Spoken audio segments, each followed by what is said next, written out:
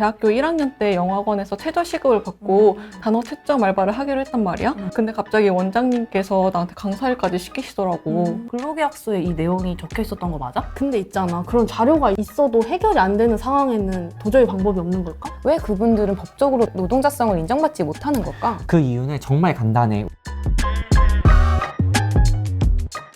안녕, 나는 노동법을 공부하다가 진절머리가 난 4학년 법대생 건호라고 해. 반가워. 안녕, 나는 놀고 먹고 싶은 노동을 추구하고 있는 취준생 날이라고 해. 아니 어제도 사장님한테 강제 퇴근당한 도윤이라고 해. 사장님 얼굴을 뵌 적도 없는 지원이라고 해. 안녕. 나는 인턴으로 일하고 있는 김예원이라고 해. 안녕, 나는 알바 경험만 총 10번이 넘는 유영이라고 해. 사실 우리가 지금 고민이 많은 이제 맞아. 졸업을 앞두고 있는 시기잖아. 근데 나리는 혹시 졸업하고 진로 대략적으로 좀 생각해봤어? 나는 원래 그냥 일반 기업체에 취업을 하려 했는데 요즘은 점점 프리랜서에 눈이 가더라고. 사실 이제 프리랜서를 염두에 두고 있다면 오늘 주제에 우리가 좀 더 깊게 이해를 해봐야 될 것 같아. 맞아. 왜냐하면 실제로 프리랜서 분들이 일을 하다가 음. 어떤 사고가 발생해도 보호를 받지 못하는 경우가 너무 많으시더라고. 응? 왜? 왜냐면 그분들이 법적으로 노동자로 인정을 받지 못한대. 근데 누가 봐도 프리랜서 분들은 어쨌든 본인들의 노동을 제공하는 사람들인데 그런 사람들도 이 노동법의 보호를 받지 못한다라고 하니까 조금 많이 의아하다. 그게 오늘 우리가 나눌 주제야.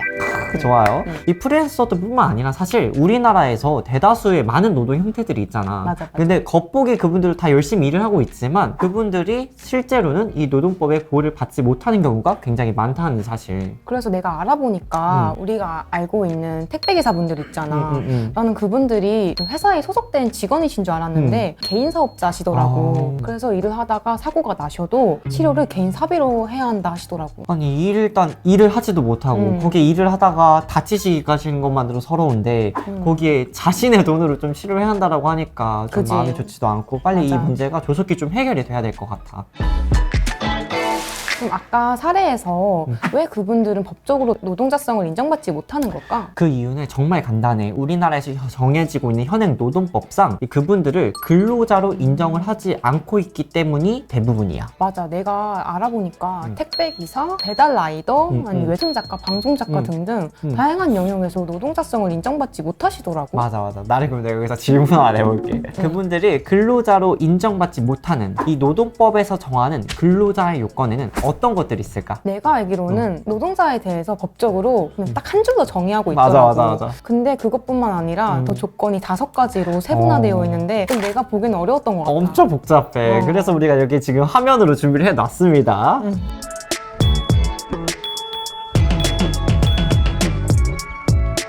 지금 방금 화면을 봤는데 엄청 복잡한 요건들이 있잖아. 근데 사실 정말 이 요건들 다 만족하려면 우리가 누구나 알고 있는 그런 회사에서 정규직 아닌 이상 정말 맞아. 인정받기가 어려운 현실인 것 맞아. 같아. 뭐 그런 요건뿐만 아니라 뭐 일반적인 요건으로도 노동자성을 인정받을 수 있거든. 오. 예를 들어서 유니폼을 입고 일을 해야 된다거나 아니면 기본급을 받는다거나 아니면 내가 직접 사업장에 가서 출근을 해서 노동을 제공하는 경우 이런 사항들이 보이면 노동자성을 인정받을 수 있는 가능성이 높아져. 근데 그런 요건들 사실 다 만족하면 좋겠지만 현실적으로 우리 주변에 봤을 때 일단 내 지인만 하더라도 프리랜서로 헬스 트레이너로 이제 계약을 한다던가 아니면 프리랜서 방송 작가분들 도생 실습을 간다던가 실제 기업의 현장 실습을 나가는 그런 실습생들 전부 다 이 노동자 즉 근로자로서 인정을 못 받고 있는 현실인 것 같아. 뭔가 착잡한데 그럼 우리 앞으로 어떻게 해야 될까? 그럼 우리가 함께 알아볼까? 물론 상황에 따라 다르겠지만 변호사님이나 노무사님 같은 전문가분들이랑 좀 상담을 해보는 게 중요하겠지? 맞아. 그리고 우리 실제로 그때 노동법 전문 변호사님 만나 뵈었는데 그분 참 대단하셨던 걸로 기억해. 그러니까 역시 전문가는 진짜 다르구나 싶었다니까? 그래서 우리 변호사님 말씀을 바탕으로 간단한 테스트도 하나 만들어봤잖아.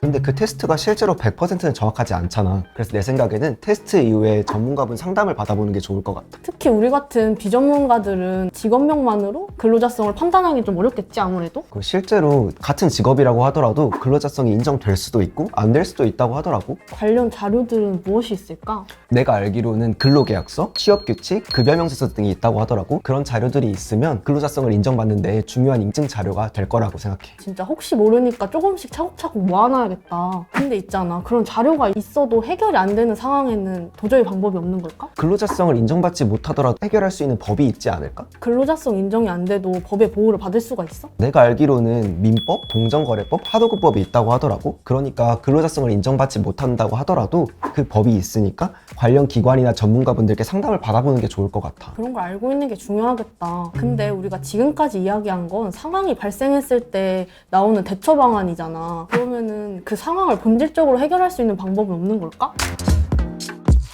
어쨌든 가장 중요한 건 법이 개정돼야 되는 것 같아. 맞아. 실제 어떤 사건에서는 공정거래법이 계약서 개정과 공식 사과까지 이끌어냈다고 하더라. 그만큼 법은 중요한 것 같아. 맞다. 근데 너 알바 10번 넘게 해봤다고 하지 않았어? 알바하면서 힘들었던 경험 있어? 대학교 1학년 때 영어학원에서 최저 시급을 받고 단어 채점 알바를 하기로 했단 말이야. 근데 갑자기 원장님께서 나한테 강사일까지 시키시더라고. 근데 강사일은 조교보다 돈 더 많이 받아야 되는 거 아닌가? 근로계약서에 이 내용이 적혀 있었던 거 맞아? 그때는 이게 부당한지 모르고 계속 했었어. 혹시 너도 이렇게 부당한 경험을 받은 적이 있어? 나는 없는데 내 친구 중에 미용실 스텝으로 일하는 친구가 최저임금보다 한참 못 미치는 월급을 받고 그리고 근로시간도 전혀 보장받지 못하고 있더라고. 점심밥도 못 먹고 일한다는 거 듣고 되게 안타깝고 좀 아찔했던 것 같아. 이런 일들이 반복되지 않으려면 우리가 직접 할 수 있는 일들부터 먼저 찾아서 해야 될 것 같아. 그치. 우리가 법을 개정하는 거는 사실 너무 어려우니까 목소리를 좀 키울 수 있게 힘을 합치는 게 어떨까? 내가 얼마 전에 기사를 봤는데 배달 라이더분들이 계속해서 산재에 대한 자신들의 권리를 주장했더라고. 결국 23년부터 산재보험의 보호를 받을 수 있게 되었대. 진짜 다행이다. 지속적인 연대와 관심이 되게 힘이 큰 것 같아. 그럼 우리가 앞으로 할 수 있는 게 어떤 게 있을까? 아까 언급했던 사건처럼 법은 노동 사각지대에 있는 사람들을 보호해줄 수 있는 것 같아. 그만큼 법은 중요하고 우리는 이를 위해서 목소리부터 내야 될 것 같아. 맞아. 다른 세상에서 일어나는 일이 아니고 우리가 살아가는 세상에서 일어나는 일이니까 항상 관심을 가지고 연대하는 게 중요할 것 같아. 나리 오늘 우리 이렇게 한번 얘기를 나눠봤었는데 맞아. 오늘 어땠어? 뭐 예전에는 노동법은 굉장히 어려운 주제라고만 생각을 했는데 생각보다 내가 앞으로 직장을 구하는 데 있어서 굉장히 도움이 많이 될 것 같아.